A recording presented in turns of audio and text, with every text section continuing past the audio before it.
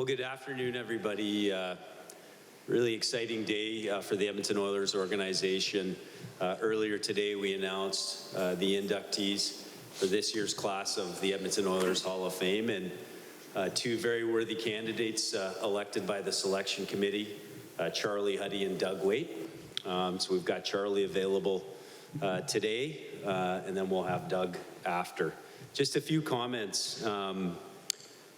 The organization started the Hall of Fame to recognize the contribution of players and members of the organization in a significant way. And it goes without saying that someone like Charlie Huddy really epitomizes that.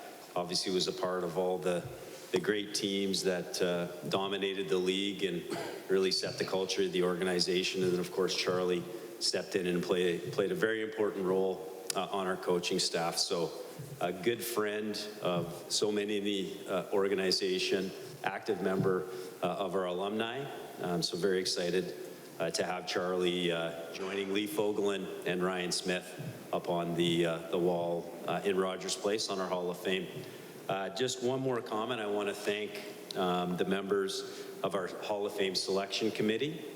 Wayne Gretzky, Ron Lowe, Louis DeBrusque, Chris Joseph representing our alumni, Bruce McGregor representing our staff, members of the media, Jim Matheson, Terry Jones, Bob Stauffer, and Jason Greger, and two members representing the community, Chief Willie Littlechild and Shannon Zabados. Really indebted to them for the time that they gave, and obviously they got the choices right. And then also just a big thanks to Jeff Denemy at the Hockey Hall of Fame for conducting the vote. So I'm going to stop there, and Charlie, I don't know if you have any introductory comments, maybe a few comments, and then we'll. No, you know what? I'd just like to thank the selection committee. I know there's a lot of great players that deserve to be up on the wall up there, but you know what? For me, it's a great honor.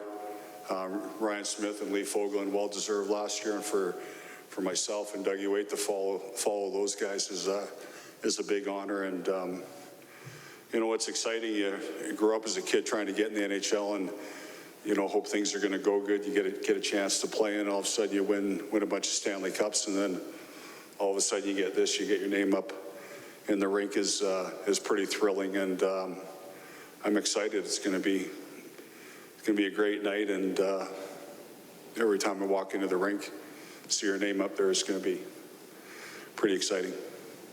Right on. Matty? Charlie, can you talk to your dynamic with Paul Coffey as a partner and what your role was and what his role was? I can't say anything because he's here right now. So, no, you know what? It was we had a great relationship. I think that the big thing was off the ice, right? We got along so well off the ice. I was married and had a couple of kids, and Coff would come over and have dinner and fall asleep on the couch and then leave. So. But we had a great relationship there, and I think that really helped carry it out onto the ice. And you know what, we had a lot of fun. I know we had great teams, and we won a lot of games, but you know what, when you play the game, it's got to be fun, right? And we did that. We had fun in the dressing room, fun when we got out on the ice, and for whatever reason, we just fit together. I mean, we all know the kind of player that Paul was, and the way he could skate and getting into the offense, and my job was to stay at the other end, and the odd time he'd let me carry the puck and try to do something with it, which usually didn't happen very often, and I usually didn't do anything very good with it by the time I got to that far blue line. But you know what, it just worked for whatever reason. Is it true that Paul said he'd cover the front of the net and you had to do both corners? Yeah, the one time when I first came up, I was up and down a bunch of times, and then he said to me the one day, he just said, hey, listen, if you want to get noticed, you want Slats to notice how hard you're working, here's what we can do.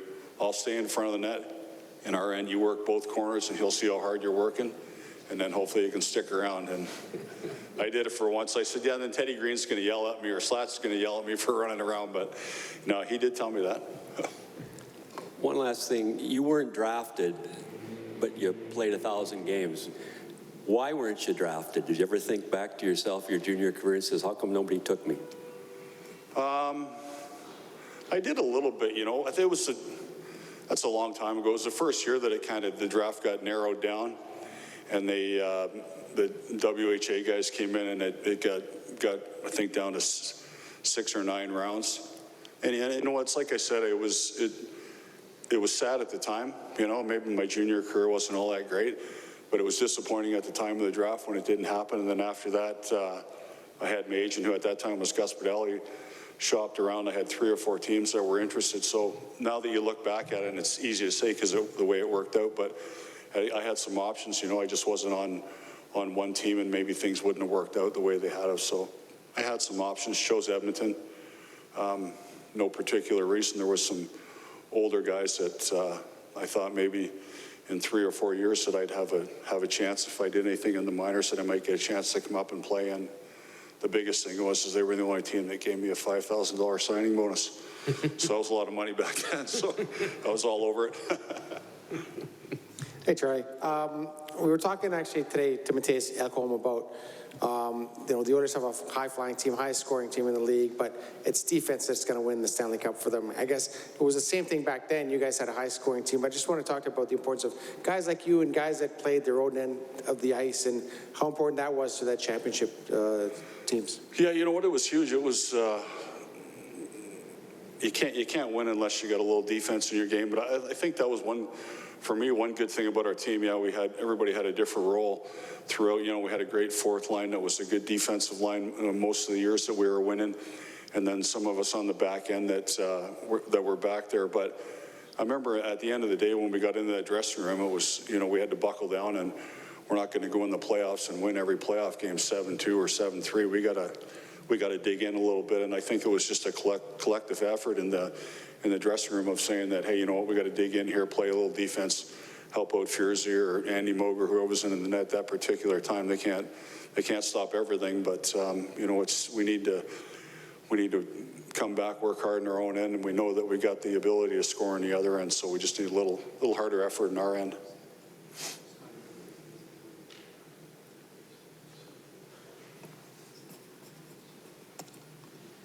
Hi, Charlie. Congratulations. Thank you.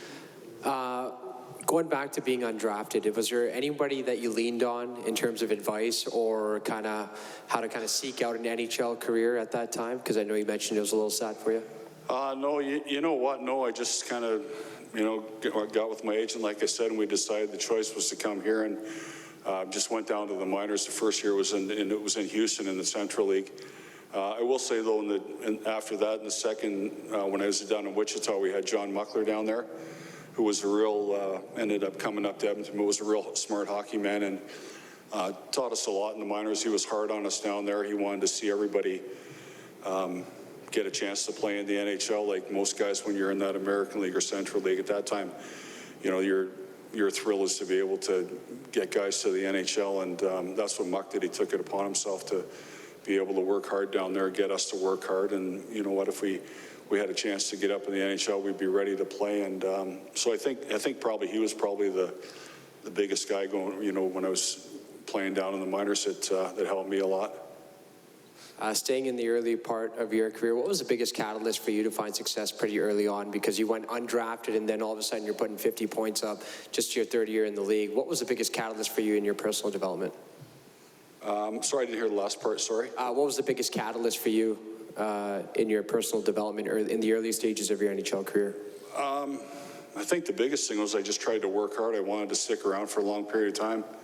Had great teammates, was fortunate to play with Paul most of the time, so he'd give me the puck the odd time and I'd try to get it to the net. Usually I could get an assist every once in a while out of his goals that he was scoring, but no, you know what, it was just a matter of keep working hard every day, and wanted to be able to stick around, and great teammates, right? Everybody supported everybody in that room. We all had each other's back, and everybody wanted everybody to be successful and do well. And I think that when you get confidence from your teammates like that, it's a big help.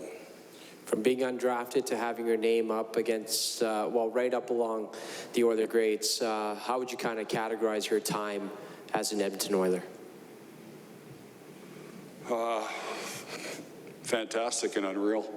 I mean, it's a big honor for me to be able to go up there with all those guys. I mean, it's like I said, you dream of playing in the NHL, and fortunate to do that, win some Stanley Cups now, to be able to have my name up there alongside all those guys and great teammates is, it's a big honor for me, it really is. You're being inducted with Doug Weight. I apologize for putting you on the spot. Do you have a favorite Doug Weight moment in an Oilers uniform? You know what? I coached Waiter for a year, and he was a great player, highly skilled player. Came to play every night, and he was a good leader in the room. He really was. I just remember him carrying himself well and just playing. He played hard every night to try to help us win games. Charlie, your name's on the cup 5 times. Did it ever get old? I mean, some guys don't get their name on the cup once. You get your name on the cup 5 times. And only one of 7 Oilers can say that. Yeah, you know what? Not really. It's. I think the big thing is you win the first one, and you enjoy that because you never know if you're going to win another one. And fortunate to be able to win 5, but they were all different. They had their own different feel for each one, you know, because we had some different guys on the team that, you know, that Slats would add on, you know, maybe whatever, mid-January or somewhere's in there that he thought that could help us win, and got rid of guys that didn't think could help us win and brought in the right people. But you know, it's man, it's an honor. People don't realize how hard it is to get there.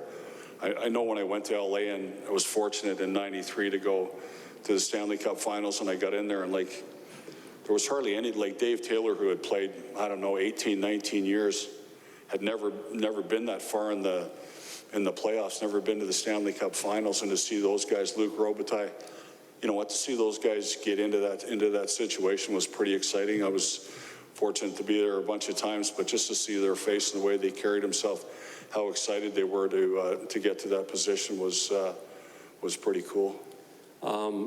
You were great at keeping the puck in on rims around the glass. Did you work on that? It never seemed to get past you at the blue line. Yeah, you know, I used to work on it a bit. I think the big thing that helped on that was playing my offside, because you could get right up tight against the glass and use your whole body to keep it in. But it's something that you worked on in practice, and something that, you know what, I had some good luck at doing, and didn't get hit in the face too many times, but it was good. One last thing, would it have been very sweet to also coach a team that won the Stanley Cup in 2006? You got within 1 game of winning. Yeah, that would have been amazing to be able to play here and win the Cups, and then come back and be an assistant coach with Mac T and those guys to win, and just obviously another win for the city. But it was tough. You know what, we weren't really counted in at the start of those playoffs, and we went along and beat Detroit, Anaheim, and San Jose, I think, and then got to Carolina. But we beat some pretty good teams along the way, and we were on a roll, and we just fell a little bit short. But it would have been pretty amazing to be able to be part of that, for sure. Thank you.